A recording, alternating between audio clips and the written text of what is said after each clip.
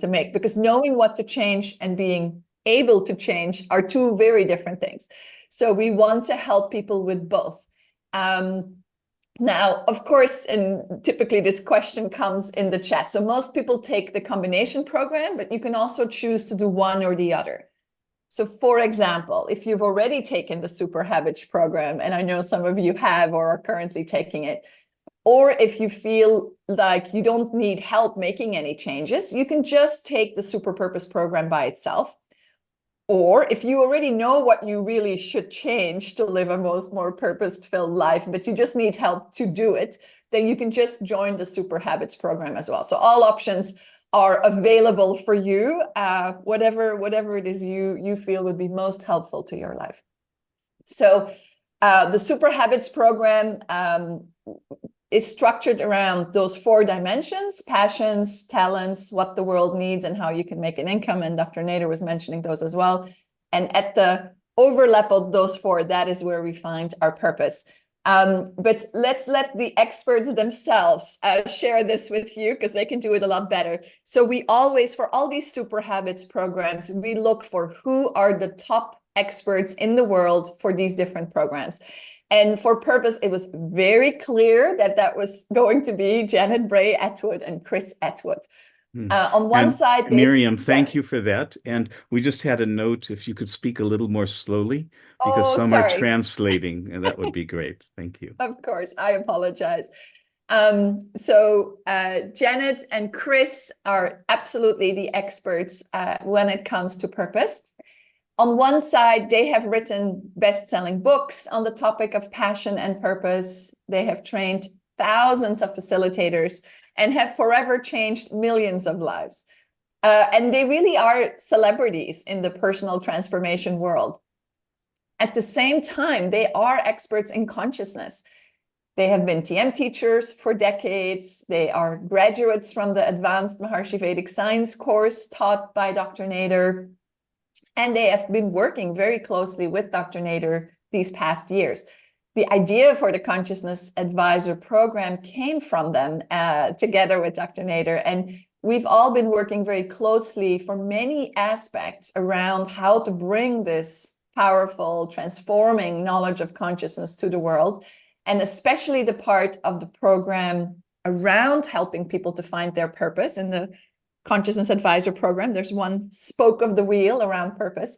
We've been working on all the different steps there closely with Janet and Chris. So it was a very natural extension to ask them to help us develop the final step in that trajectory for purpose, which is this Super Habits for a Purpose-Filled Life. Now, you already know Chris, of course, as our host for these webinars with Dr. Nader. For those of you that don't know Janet yet, we're very excited to be working with her and for her to introduce today. She has presented her programs as a featured speaker to hundreds of thousands of people around the world and shared the stage with people like the Dalai Lama, Sir Richard Branson, Stephen Covey. So really, you know, the top of the top in this field. And for her work with the homeless and kids in lockdown detention centers, Janet received the highest award for service from the President of the United States, which is called the President's Volunteer Service Award. Now, she's currently on a plane to Asia on her way to her next speaking engagement. So she's very, very sorry she couldn't be here live. But she was able to record a short video, and we will play that now to introduce the super purpose part of the Super Habits program. And this way you can get a sense of her amazing positive energy and how transformational a whole intensive program with her and Chris can be. Hi, everyone. Oh, darn, I'm so sorry I can't be there with you and Dr. Nader, as I'm on a plane right now as you're watching this to travel to Japan and China to teach my other students how to follow their passions and live their purpose. So I just want you to know I'm with you in spirit. So what are the most fundamental questions of life? Who am I and why am I here? And discovering and living your purpose is keys to answering these questions. What prevents you from knowing your purpose? Well, social conditioning. We live in a world that's blind to the ocean of consciousness from which all life arises.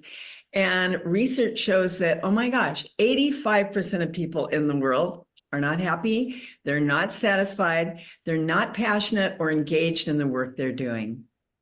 And as we meditate, what happens is we begin to see way more clearly. And there's this beautiful saying in the Vedic tradition, whether pure or impure, whether all things are permeated by purity or impurity, whoever opens himself to the expanded vision of unbounded awareness gains inner and outer purity.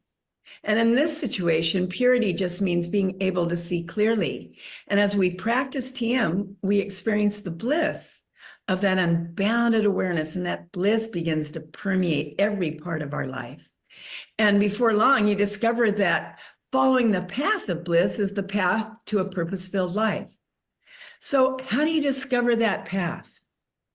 4 things have to be considered to follow the path of bliss and create a purpose-filled life. The first one is, what are your passions? Passions are the things you care most deeply about. And when you're doing the things that connect you to those things, you feel passionate. The next one are your natural talents. You were born with gifts that are unique to you, and you may not even realize what your gifts are because, gosh, they come so easily for you. And you think, this is easy for everyone. So how do you know what your talents are? Well, they're the things that come easily for you, and others tell you those things are hard for them. And then the third one is, what does the world need? And all of us share one common purpose: to serve each other. What you love, your passions and your talents were created in you so that you can contribute in a meaningful way. And when you look at what the world needs, what resonates with you, what problems do you feel passionate about solving? And the last one, what can you get paid for? And most people who earn a good income are using their natural talents to do work for a company. But if you're not passionate about your work, if it doesn't feel connected to things you really super care about, sooner or later, you find yourself feeling unfulfilled. The secret, well, it's discovering things you're passionate about that use your natural talents and fulfill a social need that someone is willing to pay for. And these 4 things taken together are what define your life's purpose. And in Sanskrit, this is called your dharma. In Japanese, they call it ikigai. So super habits for a purpose-filled life will help you discover your top passions and clarify your natural talents.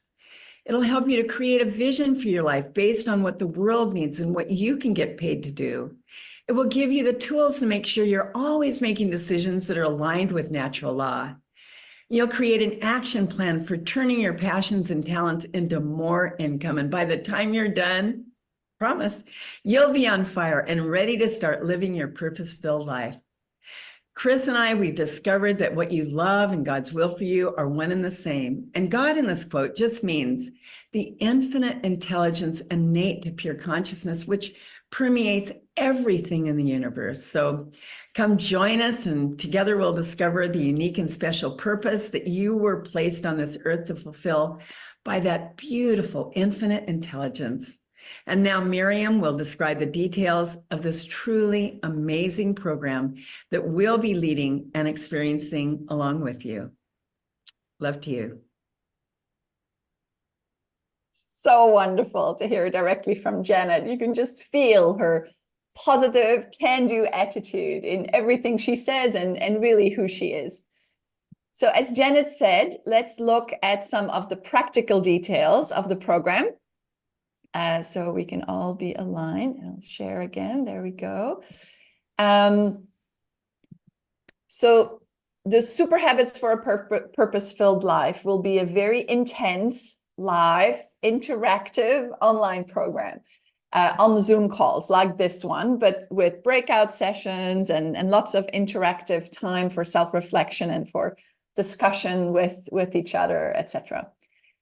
It will run over 20 weeks from the end of July to early December. And it will be at exactly the same time as we started today. So per definition, that's a good time for you. In the first half, from July to October, you'll join the Super Purpose program, and Janet and Chris will work with you, everything we just talked about, figuring out what your purpose is, creating a vision for the life you want to create, and also creating a very practical action plan for what you want to change in your life to fully live your purpose. And that Super Purpose programs contains 4 workshops. They will be 1.5 to 2 hours each, and they will be spread over those 4 weeks. And there will also be a WhatsApp group for expert support from Janet and Chris in between workshops. So if questions come up, and it's also an opportunity to share with the other people in the program. These programs are intense, so they really become, the community of everybody on them becomes a little bit like family. Then in the second half of the course, from October to December, you'll join either Heather and Keith or Ted and me for the Super Habits programs. And that will be 10 weeks of practical help to start to actually make these changes in your life. And this will include 10 workshops of 1 to 1.5 hours each. And you will also work with an accountability partner that either you choose or we can assign, if you prefer, for daily support. And you'll also have a WhatsApp group for advice around habit change. And in parallel, you'll continue to have the WhatsApp group with Chris and Janet in case more questions come up regarding your purpose or action plan as you start to put it into practice. So the course fee for the 20 weeks is $698, but you can use, we have a promo code for the next till Sunday. PUR for purpose 100, and that gives you $100 off. So then it will only be $598. And you can reserve your seat on this link, superhabits.com/purpose. And if you want to do just one of the programs, you just scroll to the bottom and the links for the individual programs are there as well. So all in all, this is designed to be an intensive, life-transforming 20-week program. And we are very excited to go through this journey with you to help you create this deep inspiration and transformation for your life. And with that, let me pass it back to you, Chris.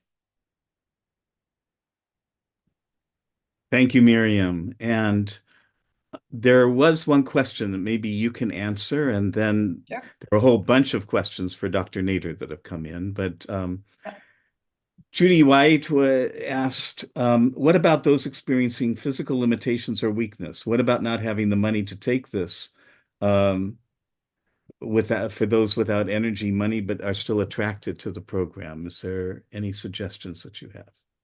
Yeah, I would say we've given you the essence in a nutshell already. And that's how we try to run all the programs, is that we try to give people baby steps of what they can do. So we will be running a free intro workshop, probably in June and July, where you can you can start with what you've learned today and start to think about that. And then the intro workshop will come in a month or 2, and there you'll get even more information.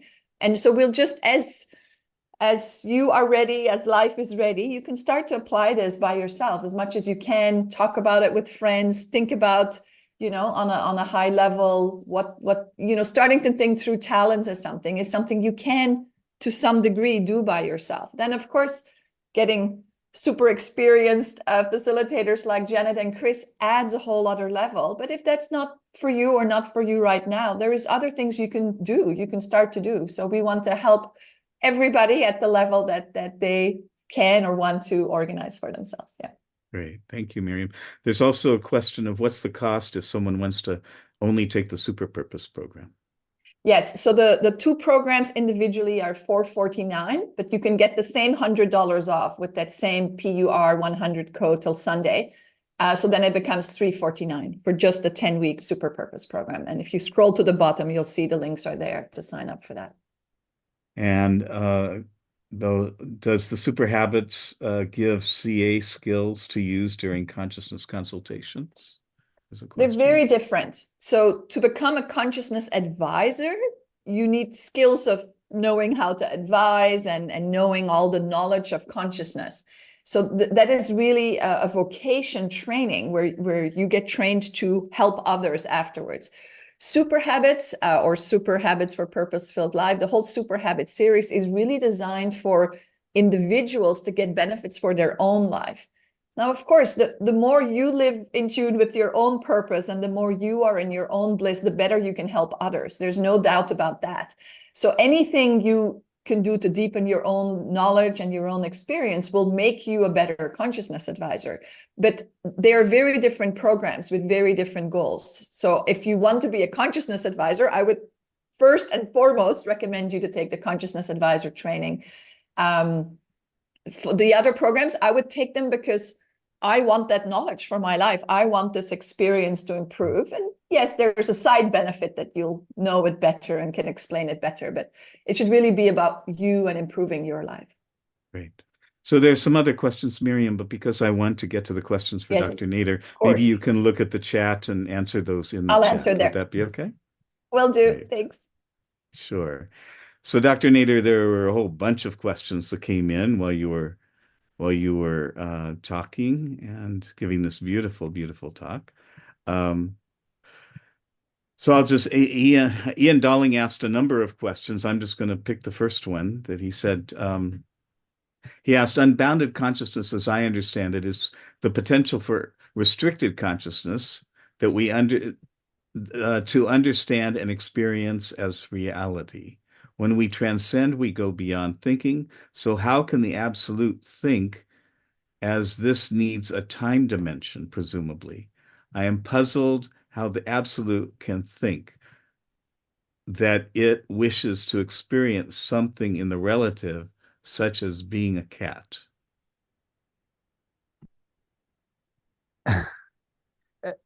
It's important to realize that it's not that the absolute thinks it is important to. It has practically no choice, between quotation mark. The whole manifestation is a spontaneous appearance to us from our limited perspective of those perspectives, which means the absolute knows from an unbounded perspective and imagines all possibilities. This is what we call in Vedic terminology, in Sanskrit, the smritis, the memories that are stored in the absolute. They are the dynamics of self-referral from infinite possibilities.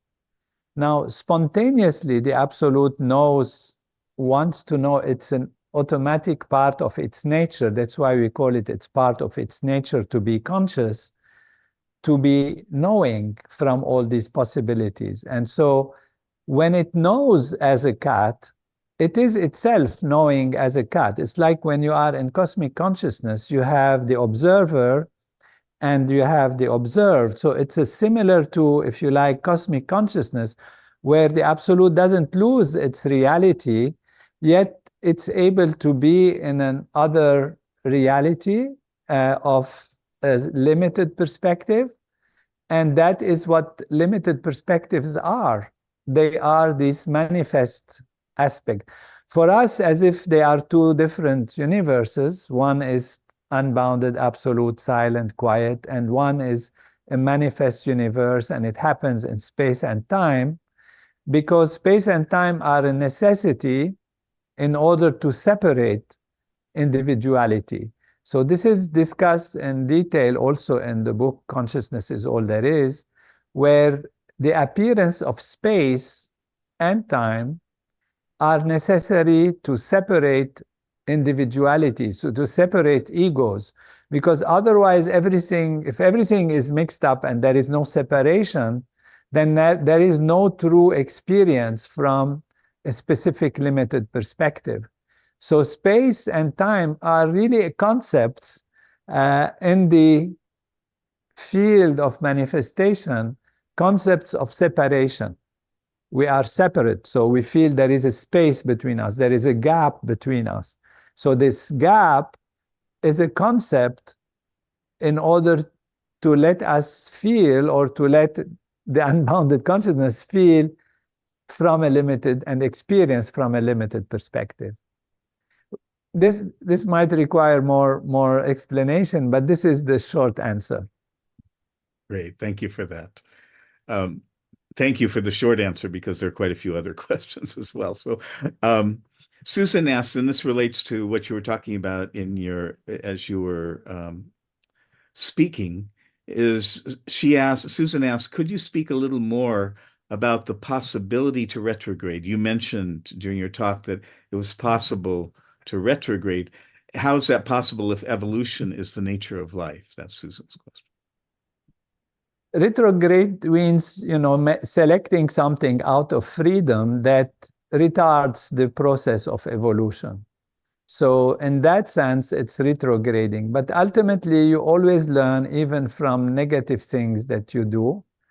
But the time, the delay, the slowness of the process can be there based on your choices. So there is a freedom.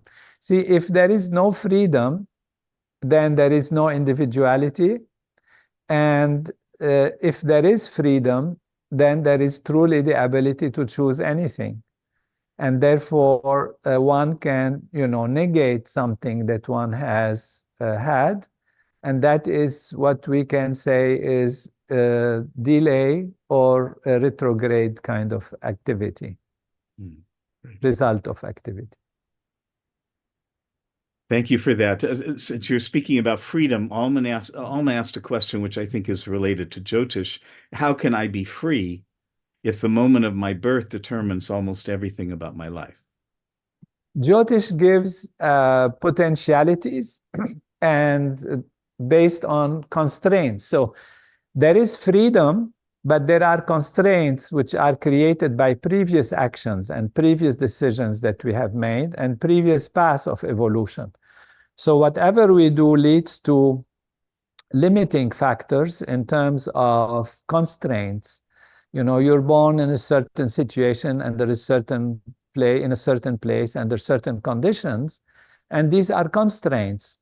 Maybe in this lifetime, you and this age, whatever one has, let's say advanced age, you cannot become the champion, the Olympics. You cannot go, next July to Paris and become the, gold winner of swimming, for example. So you say, where is my freedom? Well, you have constraints based on your previous action, and that's what limits your freedom. Great. Hertzi asked, in the context of purpose, how is age factored in? What is the difference for somebody who's in his 20s versus somebody in their 70s or 80s? Consciousness is all there is, and the purpose of life is the evolution of consciousness. So it doesn't depend on the age in terms of the full purpose. One can reach an advanced age and transcend and experience higher values. In terms of practical daily living, again, there are constraints, and these constraints can include age, physical abilities, and all of that. And that's why one reviews one's status, one's situation, as we have seen, in terms of what's the best thing to do in this particular situation. Now, it's not that if you are young, you have more time. It's like what you have to do in order to reach higher states of consciousness. And in the ancient Vedic tradition, as an example, there is a time that they think where more action is needed. There is a time where more transcendence is needed because there is no need for action. One is at a retired age and one can devote oneself to transcending and can join programs that help that, can be Purusha, Mother Divine, but you can join them when you are very young, depending on your program. Or you can do intellectual work, you can do different work. So you can actually find a passion at any age. And as long as you know that you are precious in that particular, whatever point you are in your life, and that you have the ability to reach enlightenment and liberation, and that you do it based on what you have available to you, what you know is possible at this time, and be in congruity with that, then you can fulfill the purpose of life. Great. Another question about age from Dorota. She said, when you get old and lose your hearing, seeing, memory, what is that? She said, my mother meditates, but she's starting to get depressed. Well, it's a big question about the end of life in a situation. I don't mean she is at the end of life. I'm just saying that this also happens in general, an end of life where the physiology deteriorates. And that is in a passing fashion from one garment to another. The reality remains, but it is even more hidden. And the outer values gradually disappear, leading to their own level of teaching, their own level of training, at some subtle levels that on the outer value we cannot fully appreciate from a different perspective. But it has its own logic and reason, and whatever it is, it's always going to be in tune with the laws of nature and the growth and the evolution and the position in time and the past, present, and also in preparation for the future. Great. Ian asked another question about freedom. He said, just how free are we? How much is our freedom constrained by our level of consciousness? An enlightened person, for example, can only follow the divine will. He says the extreme criminal mind can only be self-serving. He said, I'm not sure what happens between these two extremes. Freedom grows with consciousness, because with broader consciousness, you see more possibilities. And when you see more possibilities, you have a greater choice that is possible. Now, in infinite freedom, when you are fully enlightened, you still have infinite possibilities, but you have infinite clarity, and you do choose the best thing you have. But it is also possible in the highest value to have choice of directing one's attention in one direction or the other. And the choice at this level becomes, in a way, contingent on the needs of society, the needs of the people, the needs of the evolution of life. And so there are constraints, and these constraints are on the level of consciousness, which manifests in the physical world in terms of limitations and environment and possibilities and physiological makeup, talents, and all of that. So these constraints are there, but the more you enlarge and widen your awareness, the less constraints you have, and the more you can actually choose, and there is at the same time more clarity. So you generally always choose in the right direction. Now, of course, there is the challenge of the question, well, if somebody is fully enlightened and they always make the right decision, and the right decision is only one, therefore they are not free. But that's not how it works. That's not how it works at all, because in enlightenment, you merge with the absolute in a sense, and the absolute is the field of all possibilities. You are no more an individual really in that state, and all possibilities are your choice. So when we say I am in unity consciousness, it really means you acknowledge and you know that everything is yourself. So in a sense, you are choosing every possibility at the same time. So it is maybe not easy to conceive from a certain way of looking at things, but the reality is that we are that ocean of consciousness. And when we realize we are that, in fact, we see ourselves acting and thinking in all possible ways, in all possible people, and in all possible circumstances. Beautiful answer. Thank you. Shadi asked, what would occur if all humans attained enlightenment? Would it disrupt the natural balance in which light gains significance in contrast to darkness and day exists because of night? Is there not a necessity for balance where good means gaining in opposition to bad? Should our focus not be on eliminating negativity and striving for global peace? when everyone gets enlightened, it's usually a new yuga that happens, a new phase in manifestation. And that is usually Sat Yuga, which means there are phases and cycles, like we have minutes and days and months and years, and then lifetimes and generations and all of that, a station. And in each period, there are of experiences, but theoretically, Dr. Nader, we're experiencing a connectivity issue. So maybe you want to switch off your camera and we'll try for audio only. And if not, perhaps, Chris, you can continue with Miriam to answer some other more practical questions. I think, did I come back? Yes, you're we back. can hear you now. Thank you. For some reason, Yes, it went away. great. Thank you. So I don't know how much of the answer you got, but the basic point is, if you imagine everything and everyone and all experiences have been had, then that's what we call dissolution, time of dissolution of the universe.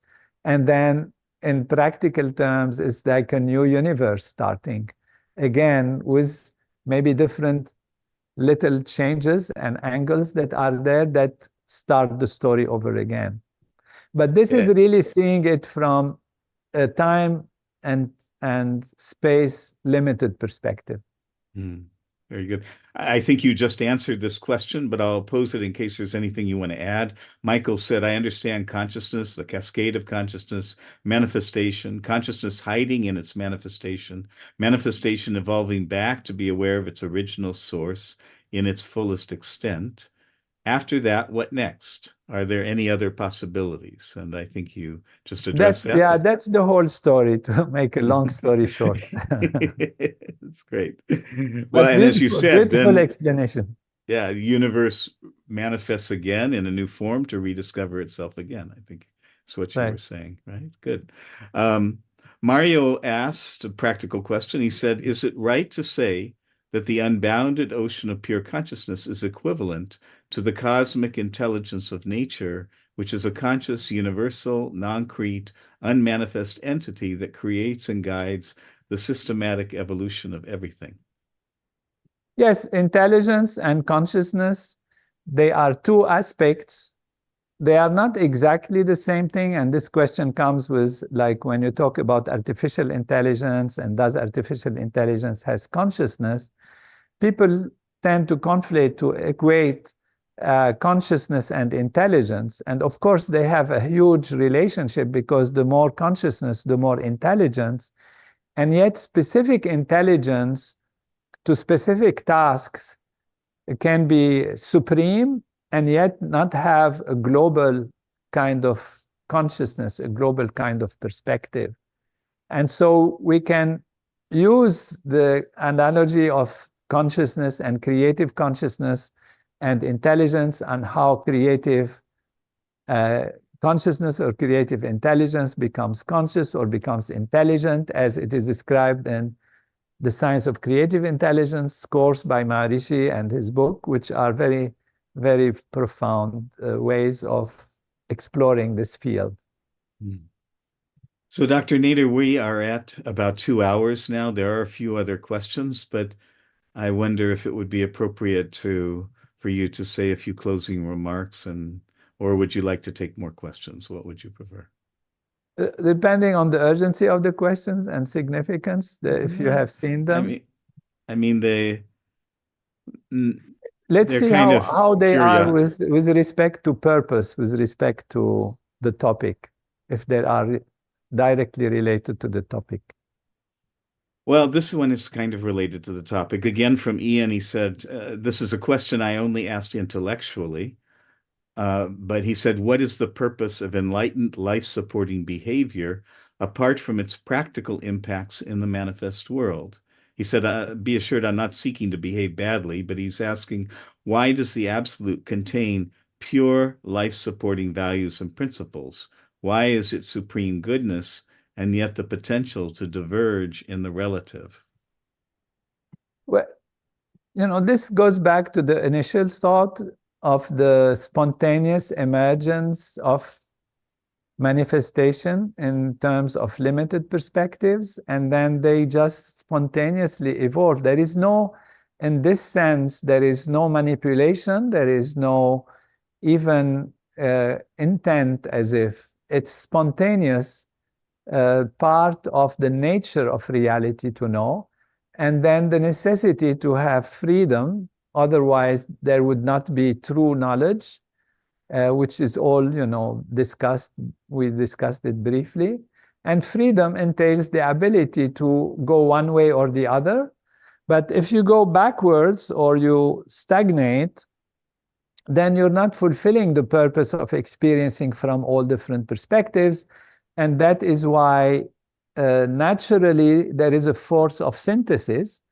And in the book, I discuss this force of synthesis and force of analysis and how they balance each other, and how everything at the end is always balanced.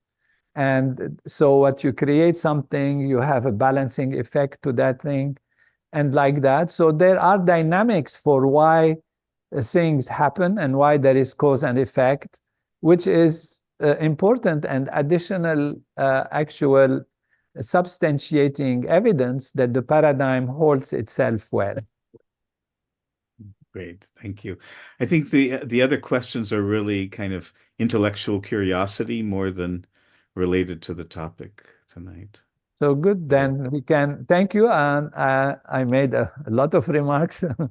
Thank you for organizing. Thank you, Chris and Janet, and thank you, Miriam, for being a great administrator and organizer. And thank you all for joining, hoping that this journey is blissful and continues to lead to higher states of consciousness and fulfillment in life. Mm-hmm. Thank you so much, Dr. Nader. And for those of you who've asked, the recording of this webinar will be posted in the next day or so. And we're also in the process of getting transcripts for each of the webinars that we'll also post in that same location where you access the pre-order package, and the link was sent and will be sent again in the email that you'll receive in the next day. So, Dr. Nader, thank you again for such an enlightening and beautiful perspective on how we can live a purpose-filled life. Jai Gurudev. Bye. Gurudev. Jai Gurudev.